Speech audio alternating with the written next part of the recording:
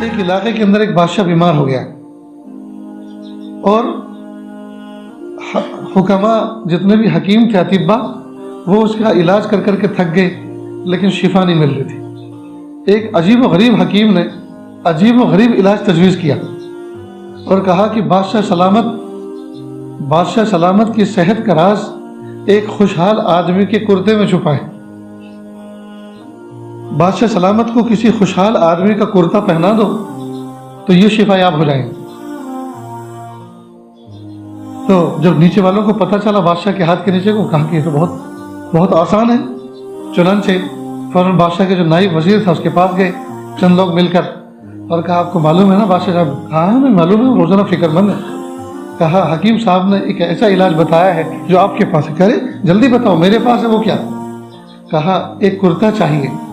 کہ ایک کرتا نہیں 1000 قربان، اور بھی کچھ چاہیے؟ پاجامہ کا نہیں، ایک ہی کرتا چاہیے اور شرط یہ لگائی ہے کہ وہ خوشحال آدمی کا کرتا ہو۔ تو بادشاہ کے بعد آپ سے بڑا خوشحال کون ہو سکتا ہے؟ آپ نائب وزیر ہیں، آپ امت شاہ ہیں۔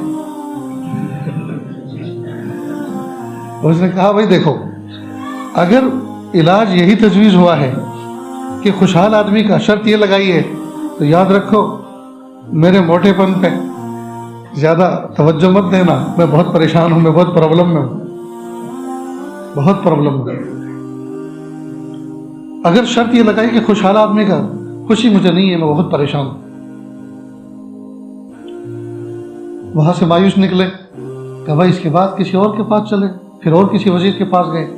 کہا کہ بادشاہ سلامت کے لیے اگر ایک کرتے کا سوال ہے تو ایک نہیں 1000 ہم دے دیں گے، لیکن اگر شرط یہ لگائی ہے کہ خوشحال آدمی ہونا چاہیے تو میں اپنی بیوی سے بہت پریشان ہوں، خوشحال میں نہیں ہوں۔ دکھتا ہے سب کو خوشحال لیکن میں خوشحال ہوں۔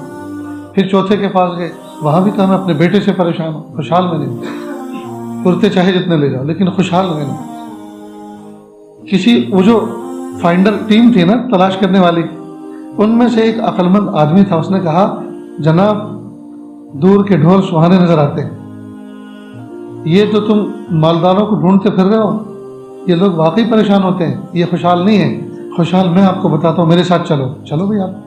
اب وہ ایک دیہات میں گاؤں کھیڑے میں لے کر گیا۔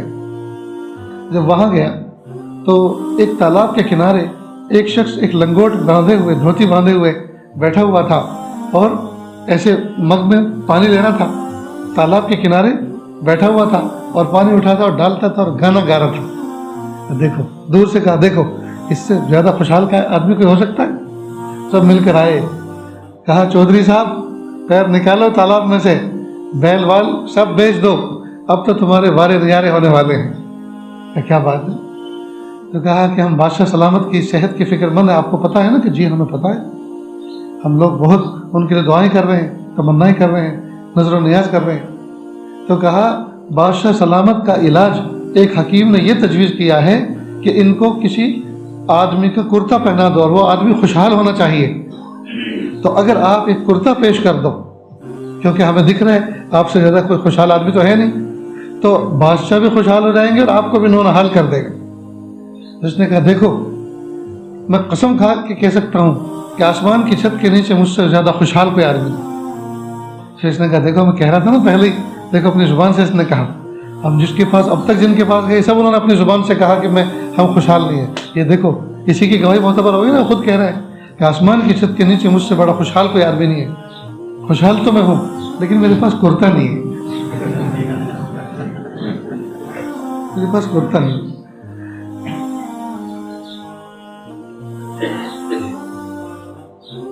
یہی حال آج ہمارا ہے کہ ہمارے پاس اکثر کے پاس سب کچھ ہے، دل کا سکون نہیں، دل کا اطمینان نہیں۔ اور جن لوگوں کے پاس دلوں کا اطمینان اور سکون ہے لوگ ان کو پھٹیجے سمجھتے ہیں، لوگ ان کو حقیر و فقیر سمجھتے ہیں۔ علماء، صلحاء، حفاظ، قراء، ائمہ، ان کے پاس دنیا کی آشائش کا سامان نہیں ہے، راحت کا سامان نہیں ہے، لیکن ان کی مثال اس تالاب پہ بیٹھنے والے نہانے والے کی مانند ہے کہ ہم سے بڑا خوشحال تو کوئی نہیں ہے، لیکن اگر آپ سوال یہ کرو کہ ہمیں یہ دو اور وہ دو تو یہ ہمارے پاس نہیں، ہمارے پاس خوشی کے علاوہ کوئی چیز نہیں۔ رب يسر ولا تعسر وتمم بالخير